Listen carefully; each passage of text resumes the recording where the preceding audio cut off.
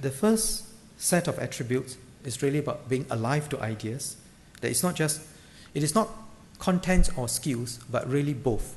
That we need both the contents and the skills of creativity, critical thinking, analytical thinking, digital literacy, for us to be able to integrate the content with the skills, the knowledge with the skills, and in that way smartly integrate both of this. The new value is going to be how we are going to create new knowledge, invent new things, and innovate in significant ways. How do our students, how do our professionals play with ideas and bring ideas to fruition? How do we, in short, promote innovation in a very systematic way, both innovations in specific domains as well as big-scale innovation across the whole economy. Now, the second attribute that I would like to touch on is about being alive to people. I have to admit that our schools have been quite good at the academic content, at teaching knowledge and skills.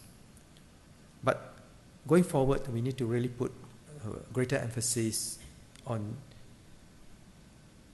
being alive to people issues and to cultivate a lively interest and insights into ourselves, people around us, and people around the world. And the reason is simple. Whatever great ideas you have, at the end of it, it's really about people. If you have a great idea for a machine, for a handphone, or whatever gadget you can think of, it is how it serves human needs. Right? And whatever great idea you have, to bring it to fruition, you need to work with people. And that technology, ideas, and so on, none of it can be divorced from people. It is about serving people.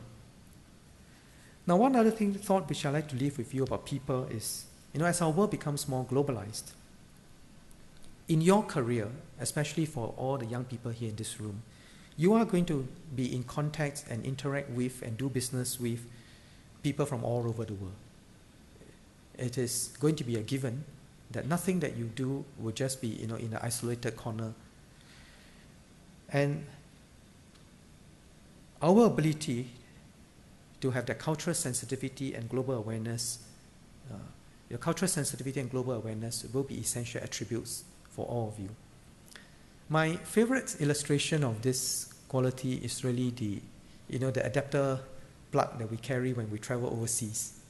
It doesn't matter whether it's in the country it's 3-pin, 2-pin, round, square, or whatever, but that adapter plug takes us everywhere. I carry one with me, which is very well designed, and it serves me well across all countries. And I do hope that Singaporeans will be like the adapter plugs, that whichever country that you interact with, you are able to deal with and plug into the network of the place and be able to draw energy from that and to make your contribution in that area. I think you're aware that in our schools, we now place a greater emphasis on values-driven education. And it's not our intention to impose a set of values on students, especially young students. But I do think that we need to promote values across human society, values that have served all human societies well. Basic ideas of responsibility, respect, resilience, integrity, care. And what I hope we can do is to enable every one of our students to develop their own values and to define themselves and to mold their own character. Now, some of you may start to wonder, what has values got to do with jobs and jobs of the future? And why is it important? Does this sound a bit like some grandma's exhortation to do the right thing and so on? What is the link to the future of jobs? Now, I believe that values and character will be core to your success, not just in a career, but in life. Let me just give two illustrations. One is about trust. Now, I've been very surprised by the number of Singaporeans who have been taking on very senior positions, CFO, some CEOs and so on, in our